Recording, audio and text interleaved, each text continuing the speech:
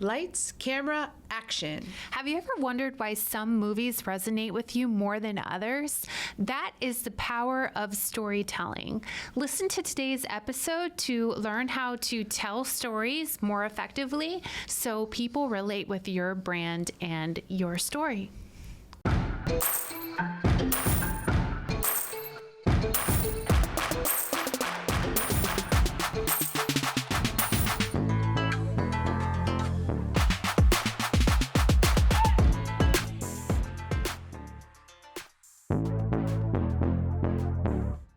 Lady bosses, are you working even after putting the kids to bed but still not getting results? Are you tired of spending money on ads that aren't getting engagement? Do you feel burdened that you aren't fulfilling your purpose in life because you are so consumed with work?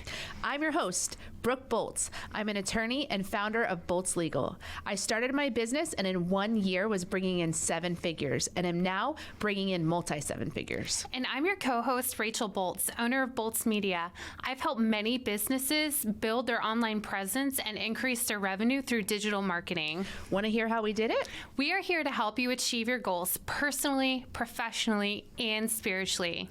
So kick off your high heels, sit back, and let's ignite that passion. We're Miss Biz, where we're putting the Miss in biz.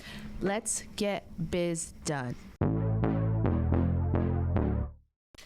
Movies are just stories, and people spend billions of dollars a year cumulatively to watch movies. What's your favorite movie? My favorite movie, it really all depends on the mood that I'm in. But generally speaking, I love comedy movies. So my favorite movie probably is Step Brothers. Nice. My favorite movie, I love comedies too, but they don't usually rise to the level of being like my favorite. So my favorite is Hunger Games. Why the Hunger Games? Because I really like Katniss Everdeen. I think I put myself in her shoes and want to be a kind of figure like she is. She's very strong. She's very genuine. She's kind of an underdog in that people don't expect her to be a winner of anything. She works hard. She sacrifices for her family. And she's just a really strong female heroine in the series, and I just think I want to be like her. Yeah, I mean, storytelling, when done effectively, that's what makes a movie good. That's what makes marketing good. Whenever you can identify with, in some type of way, the message that is being conveyed. And in the Bible, Jesus used parables a lot to illustrate very specific points that he wanted to make. In one instance, he talked about how the seed falling on the rocky ground refers to someone who hears the word at once and at once receives it with joy. But since they have no root, they last only for a short time.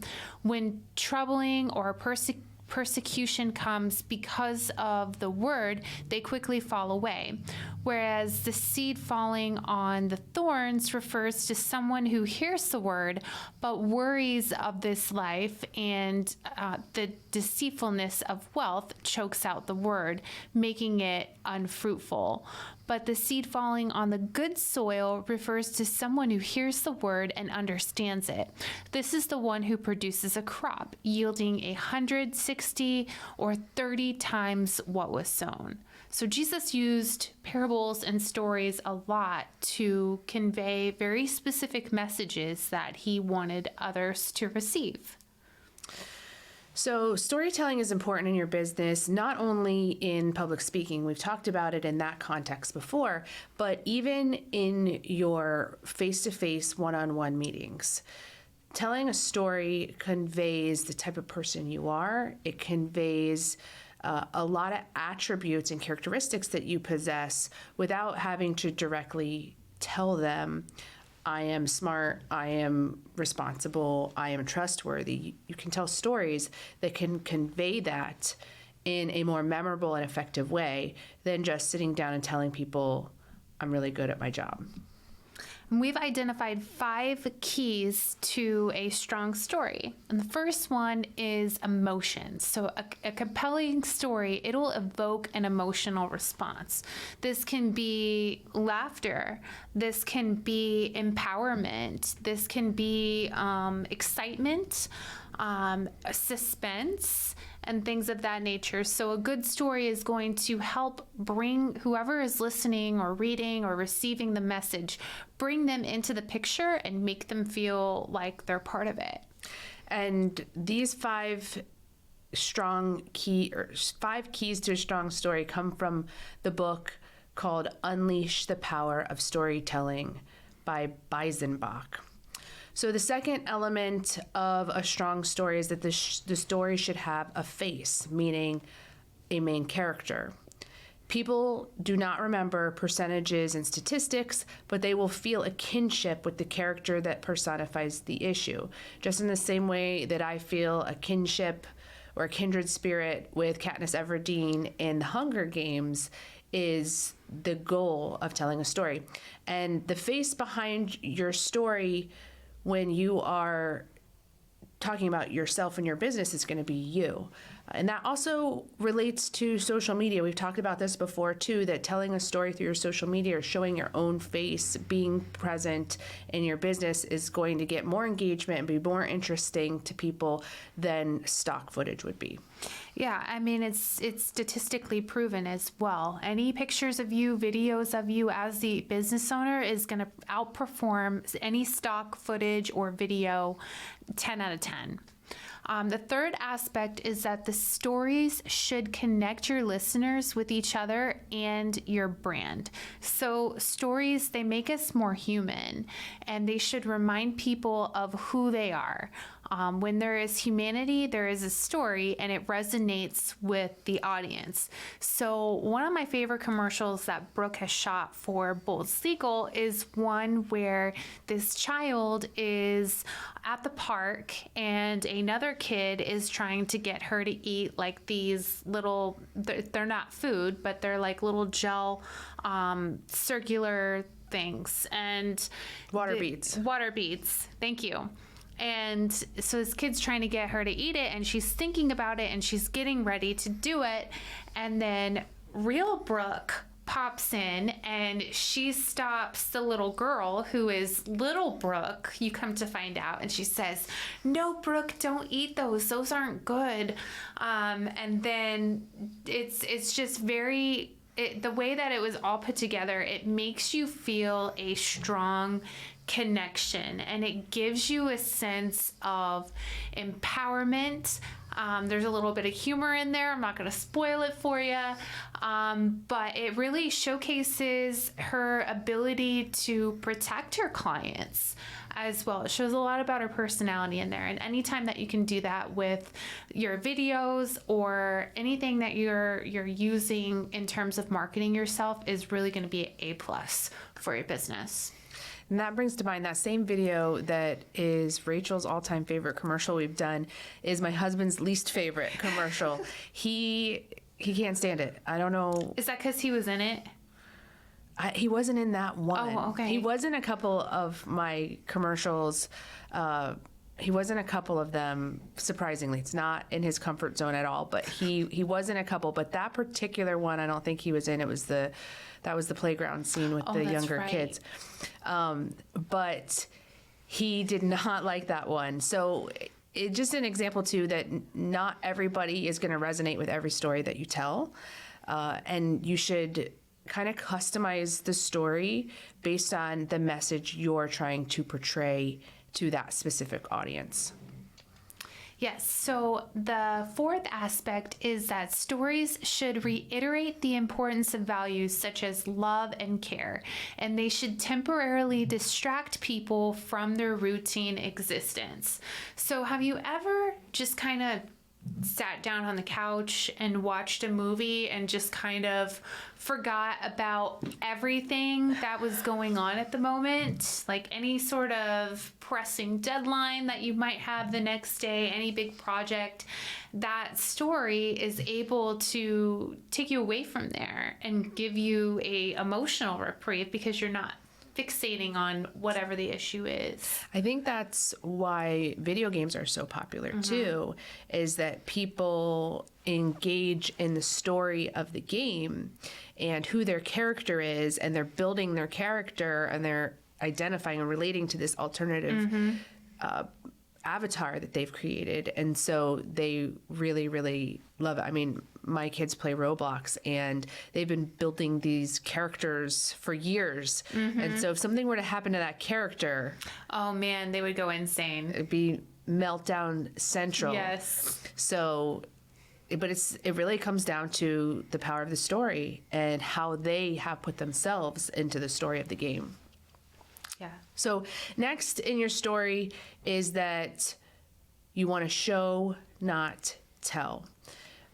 This is like the Match.com syndrome, where people go on and they describe themselves in their description and they say things like, I'm adventurous and I'm smart, but how much do you believe that when you're scrolling through Match.com? Of course, people are going to say great things about themselves when they are portraying themselves to the dating world. And so what would be more effective and more persuasive and more convincing about their character traits is to share photos, for example, of you whitewater rafting, or share the impressions of the last book you read.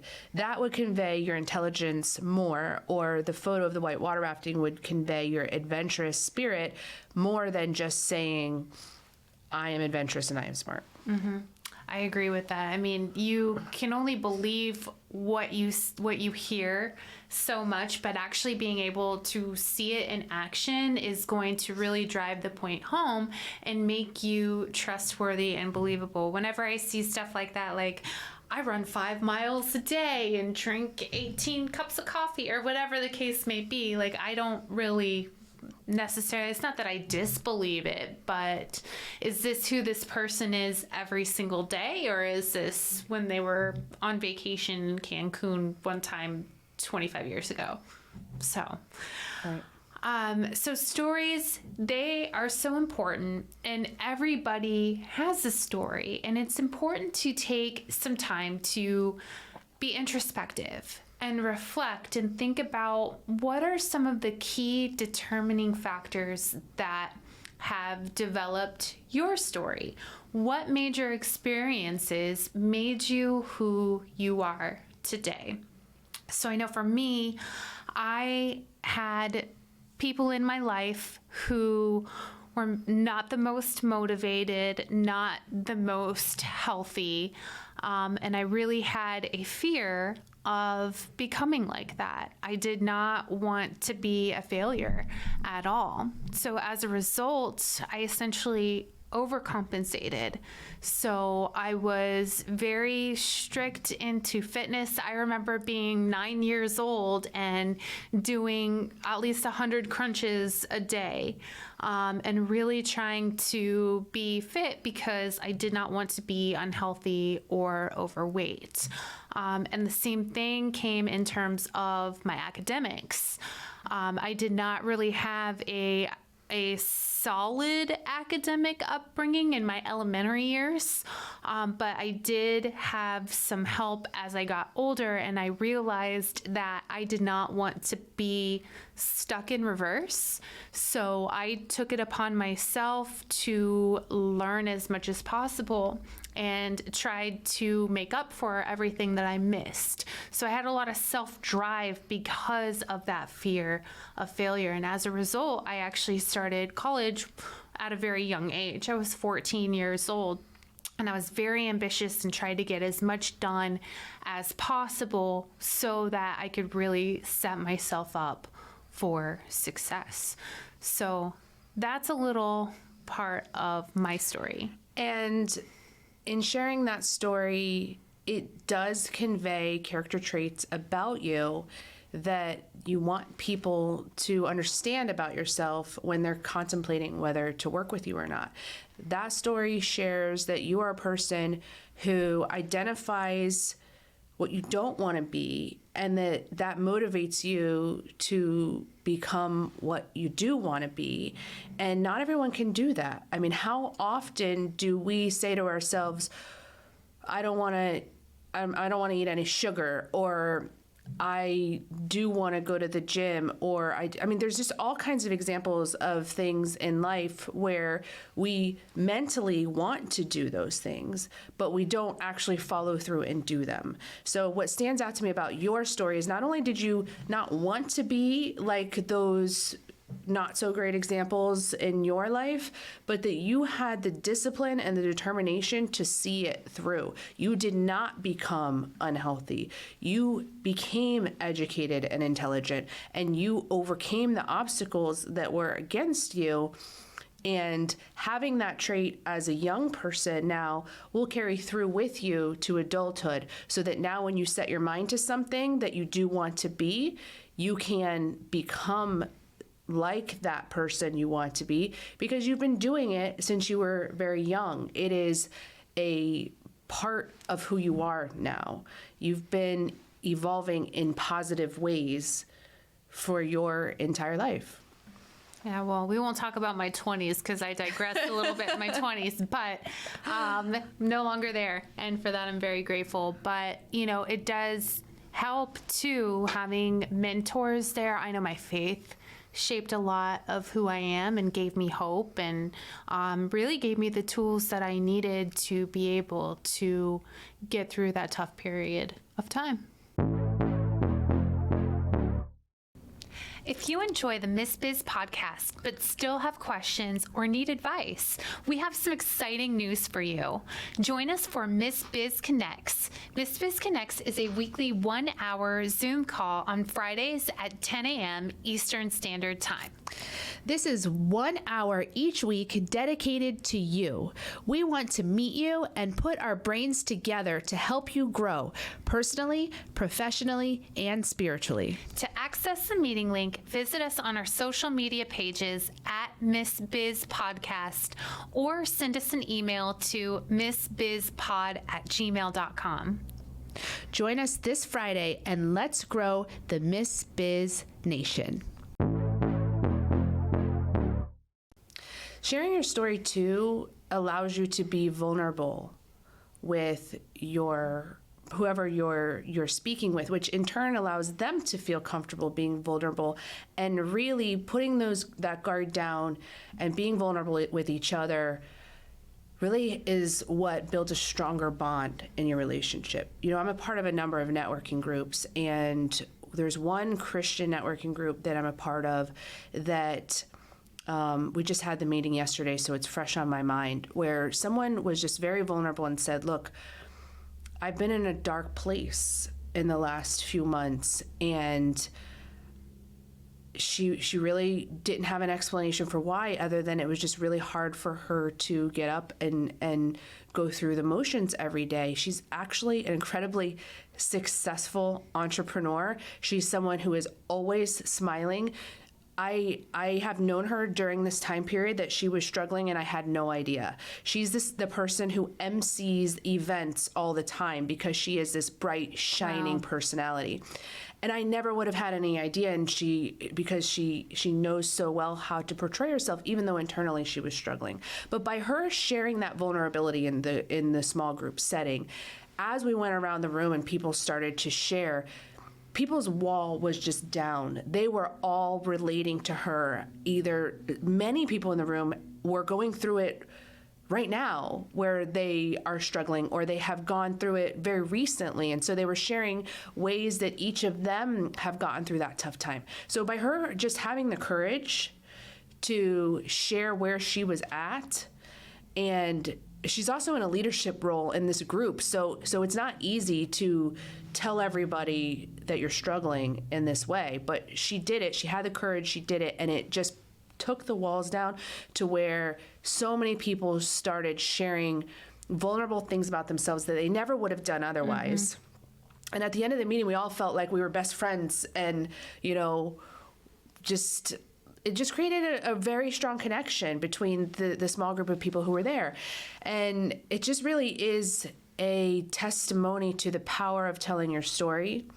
And this is the kind of thing that you should be doing all the time in your business settings, whether it's face-to-face meetings, whether it's speaking engagements, whether it's on a podcast or on your social media videos, wherever it is, telling a story is powerful.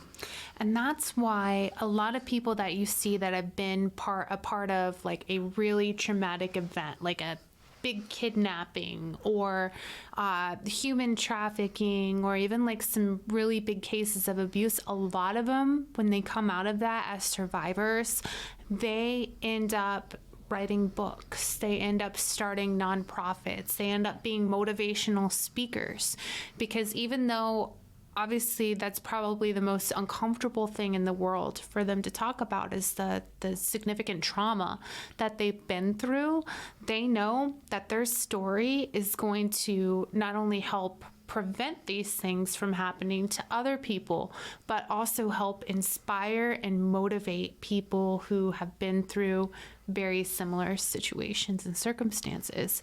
So your story is extremely powerful, and there's only you with one story. Right. And that's a great reminder too, that you're the only person with your exact story. You're the only you. And so sometimes when people think about, well, I don't know what really makes me different. I don't know what really makes me unique. I don't really know what the unique value proposition is of my business. Well, it's you. No one else has your story, and your story can and will resonate with people, not everyone, like I said, but with the people who are who have a similar story or who identify with some part of your story. So every story starts with a goal. It's kind of like writing it backwards. You don't sit down and just start writing a story without your intent of what the messages you're trying to relay. And it'll be a different story depending on who you're speaking with. I know when I gave a presentation on when I was presenting my All About That Case video for the first time, which is a musical parody music video that we created, I wanted to tell a story about myself of a time in my profession where I had done something outside of the box. And so I sat and thought, what's a good example of that? Came up with the right story and added that into my speech. But if you're meeting with someone face to face and you're really just wanting to convey that you're a hard worker and you're trustworthy, well, then you might tell a story like what Rachel just told about how you overcame obstacles as a child. Your story is going to vary based on what your goal is. What message are you trying to convey? And so the goal is really where you start. And don't start your story by telling them this is a story. Oh, come on. That's Fresh Prince of Bel-Air, you know? This is a story all about how my life got flipped, turned upside down. So unless you're singing Fresh Prince of Bel-Air, you don't want to start with, I'm about to tell you a story about, you don't want to give them a heads up. You just dive in and start telling the story. I agree 100%. And your character should be close and understandable to the audience and share their values and humanity. So we've talked about this a lot, where if you want your message to be received, the person who is listening or on the other end of the conversation, they need to be able to understand what you're saying. So it has to be something that's relatable, understandable, and it has to align in with who they are. If they are a younger generation crowd, you're not going to speak to them the same way or tell your story the same way as you are if you're talking to someone who's elderly. It's going to be the same story, but it's going to be altered in a way that is going to be best for that person or those persons. So if you think about your favorite movie, think about why it's your favorite movie. Chances are there's a character in that movie that you really resonate or relate to. resonate with or relate to.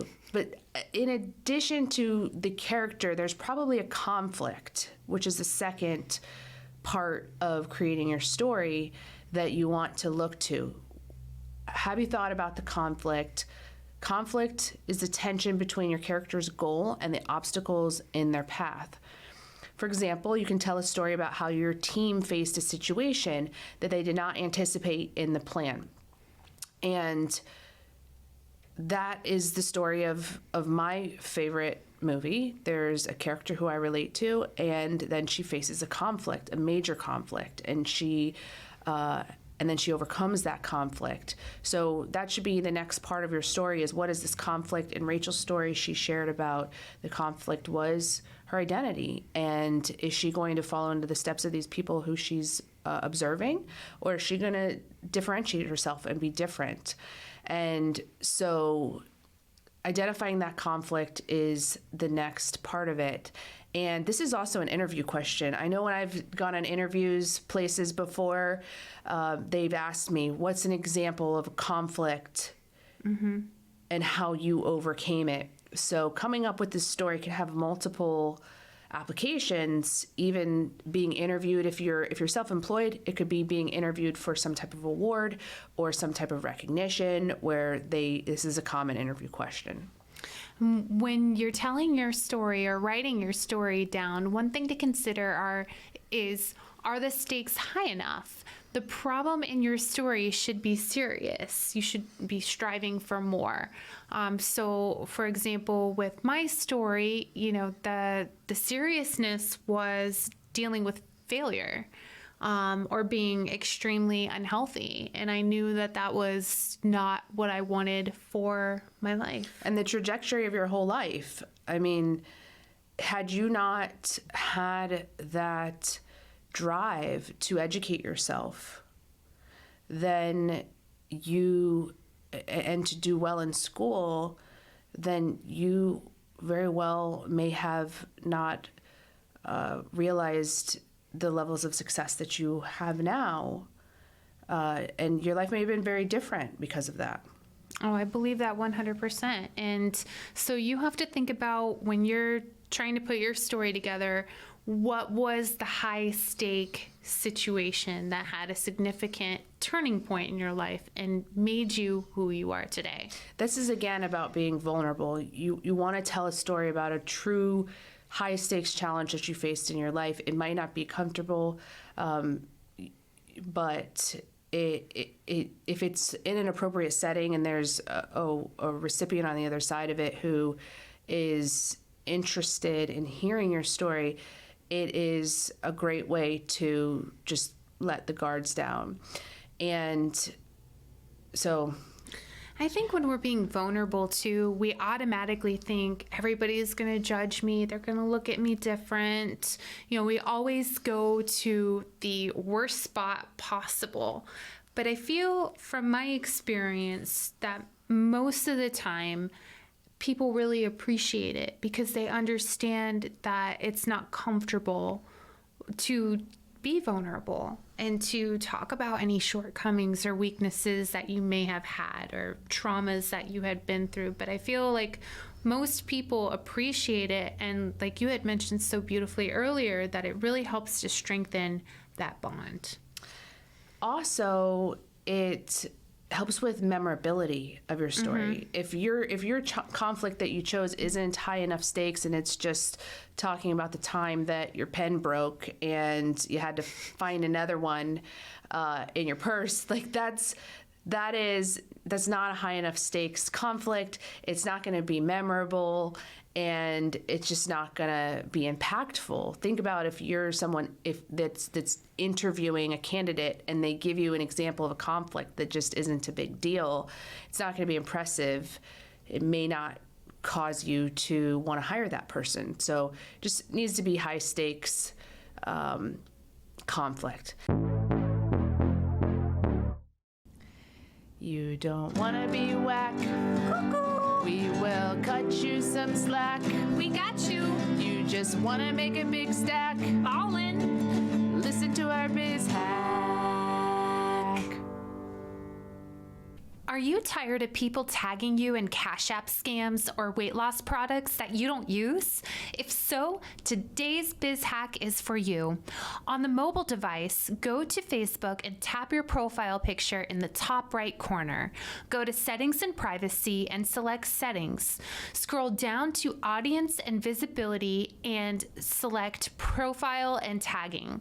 Scroll down to Tagging. You can either turn tagging off completely, or you can go to the reviewing section below. The reviewing section gives you the option to review tags people add to your posts before the tags appear on Facebook, and the option to review posts you're tagged in before the posts appear on your profile. Say goodbye to spam without resorting to blocking. Next is there a clear cause and effect? The events must be linked and lead to some consequences. So you have to have this, then that. It has to be a direct link. And this is also just staying on topic. Don't stray away from the topic. Don't go off on rabbit trails. A story is like a tree. It can have many branches, but it has to still lead back to the root. Everything has to be connected. So every tangent you may go on has to still be intentional, that it's getting back to your root goal that you're trying to accomplish with your story. That is so important, because it's very easy when you go on one of those branches to go off into Never Never Land. But you got to remember, when you go off into Never Never Land, you got to come full circle. Otherwise, all of the building that you were doing and leaving the person in anticipation is going to get lost, and the person's not going to understand the point that you were trying to make. Right. And you don't have to document every turning point. Pick one and focus on it. Use your details wisely. Define the setting. Use sensory details. Limit the use of dates. Omit proper nouns. So these are just general storytelling techniques. Using sensory details, I think, is important.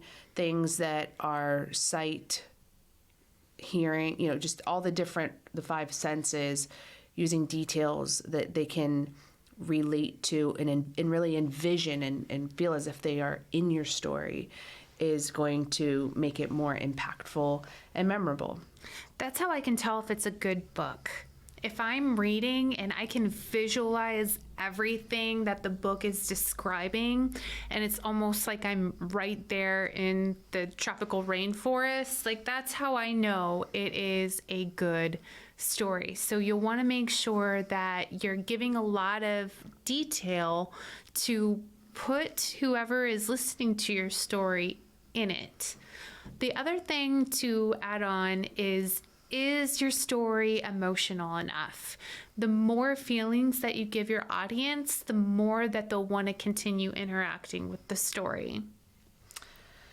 So when you're giving a presentation, you want to start and end the presentation with a story. And a good rule of thumb is your ending story is a continuation from the beginning story. So in other words, you start with the story, but you don't give the full ending. You then go into the rest of your presentation, and then at the end, you circle back and tie up any loose ends from the beginning story. It just makes the presentation feel complete, feel full circle, and if they walk away from it, chances are, if nothing else, they're going to remember that story because you left them with a cliffhanger and then you resolved it at the end. So my story is very much motivated by people not believing in me or not thinking that I could do something. There's a saying out there that is, what is it? It's something like, if you want me to accomplish something, tell me that I can't. Mm-hmm. If someone tells me that I can't, that's a really strong motivator for me. So when I was in elementary school in first grade, it was the first time this happened, my teacher recommended me for the gifted program. I always did well in school. I was always a high achiever. And so she recommended me for gifted. And to get into the gifted program, you have to take a test, which is essentially an IQ test. And in first grade, I did not pass the IQ test. And at that point, I think I was too young to really fully realize the rejection or the failure of that test. But 2 years later in third grade, my teacher at that time recommended me again.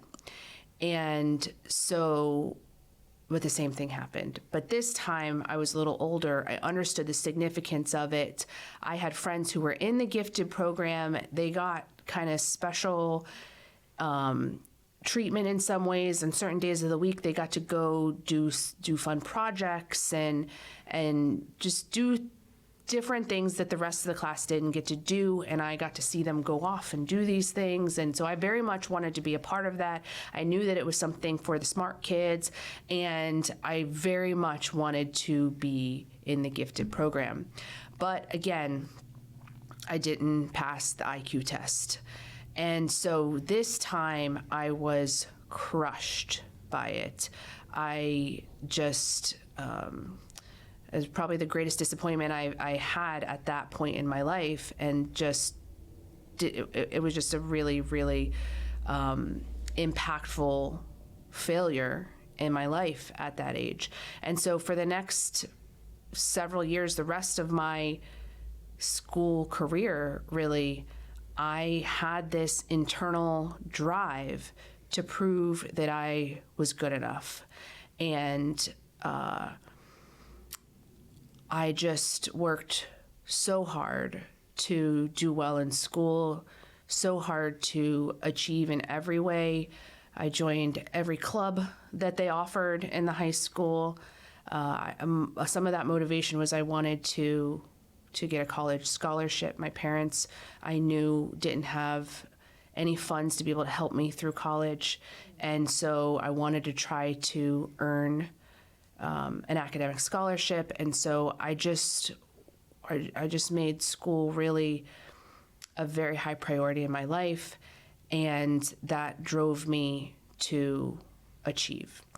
And I was very much determined to prove that I was good enough, even though I wasn't capable of being gifted.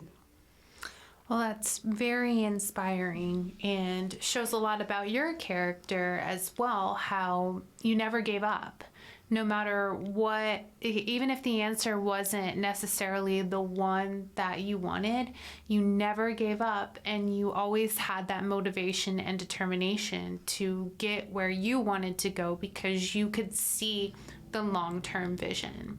So it's Thank you. And it also, as I'm sitting here, I'm realizing there's kind of a parallel between my business now. When I started my law firm, I've told this story before, and if you haven't heard it, you can listen to episode 1.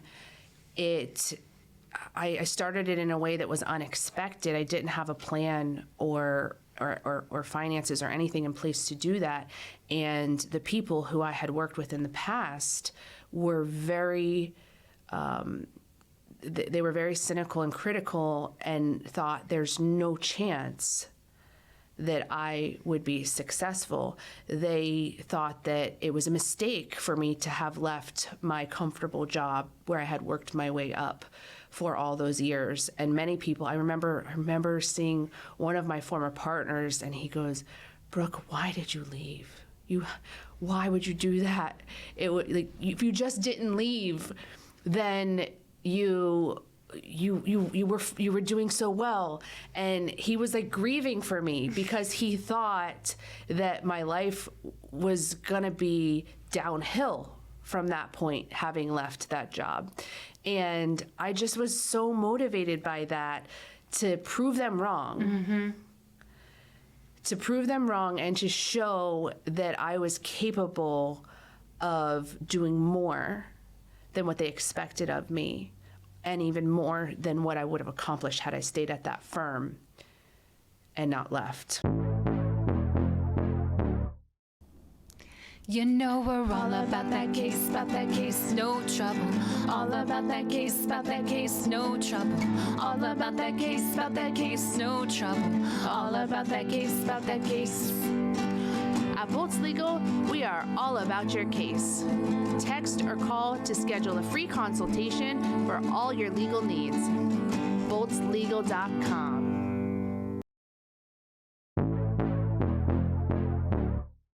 Isn't that such a good feeling when you can prove someone wrong? Like I don't know that it's a biblical principle. I know. But it's very motivating. It is extremely motivating to be told that you can't do something. That just makes me want to work 3 times, 4 times, 10 times as hard because I'm competitive and I know you are too. So when somebody like tests us like that in that regard, then it's game on. It reminds me of some of those stories that I've seen on TV where there's like an obese woman whose spouse leaves her because she's not pretty enough or she let herself go and she gained weight. And then she goes and gets like super fit and turns into this like gorgeous girl, and then she comes back and is like, haha, look what you're missing out on. And I've thought about, it's probably not the right mindset to have from a biblical perspective to wanting to prove people wrong, but it's super motivating for me. Yes. If someone tells me I can't do something, then game on. Yes, and just for clarification purposes, the intent is not to be spiteful or I told you so. The intent really is, well, watch me. You're not in control of my life. God is in control of my destiny, and I believe that He is for me, not against me, and I'm going to go ahead and do it. So I just wanted to clarify that it's not it's not like an evil. It should not be a vengeful or revenge. Yes, the motives of the heart should stay pure.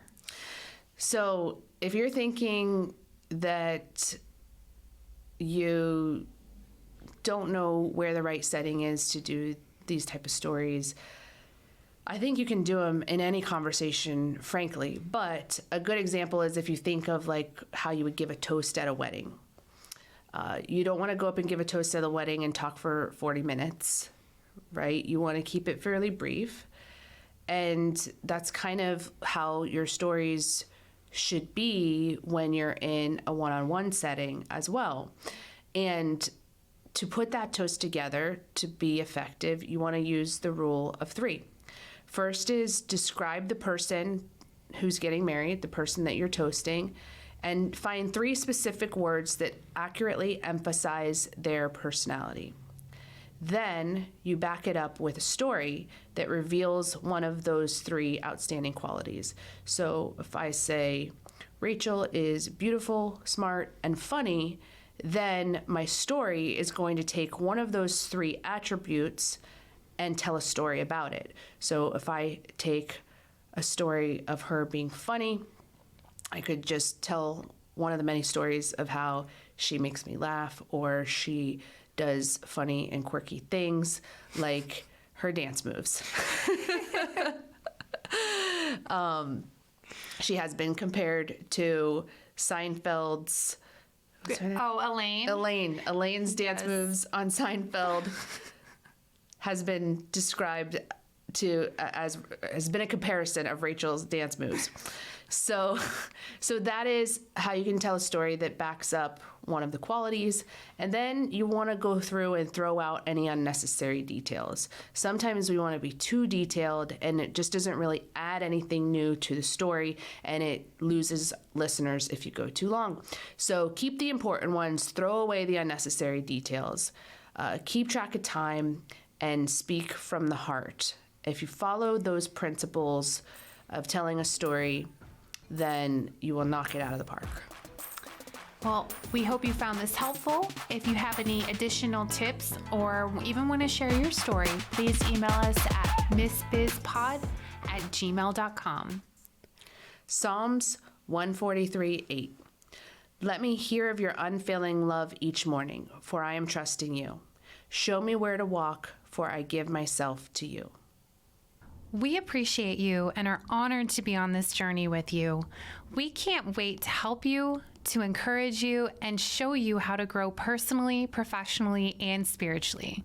If you found Miss Biz helpful, please leave a review and share with others. You can follow us on social media at Miss Biz Podcast. For legal questions or services, please visit boltslegal.com. And for digital marketing needs, please visit boltsmedia.com. Let's get biz